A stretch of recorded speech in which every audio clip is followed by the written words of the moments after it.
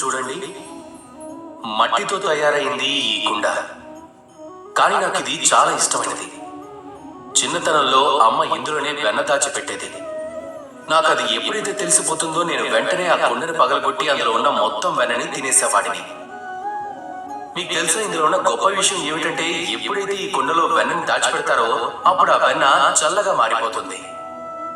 నేను ఆలోచించేది ఏమిటంటే ఇది ఎలా సాధ్యమని. నిజానికి ఇది తయారైంది మట్టితో అయినా మంటల్లో కాలుతుంది. ఇది అలా తయారు చేసిన తర్వాత కూడా ఇది చల్లగా ఉంటుంది.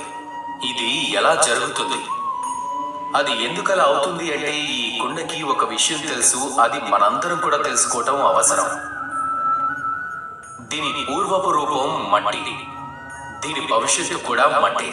అంటే ఇది పగిలిన తర్వాత మళ్ళీ తిరిగి మట్టిలో కలిసిపోవాలి అన్నప్పుడు మరి అహంకారం అనే వేడుంచుకున్న ఉపయోగం ఏముంటుంది చెప్పండి?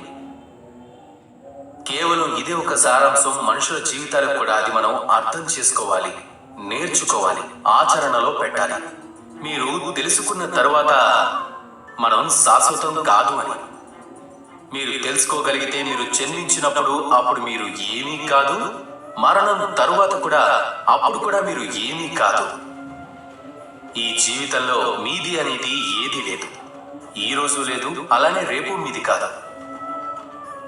ఇక అప్పుడు మీ అంతటి మీరే జన్మానికి మరణానికి మధ్య ఉన్న సమయం జీవితం అంటున్నాం కదా, దాన్ని మీరు ప్రశాంతంగా బతకడం నేర్చుకోవాలి. అందుకే జీవితంలో ఎప్పుడు అహంకారం పెంచుకోవద్దు. ఇక ఆరంభం అంతం గుర్తుపెట్టుకోండి. ఈ రోజు నుంచి జీవితం ప్రశాంతంగా సంతోషంగా గడుస్తుంది. మనసు కూడా ఎంతో ప్రశాంతంగా చెప్తుంది, రాధా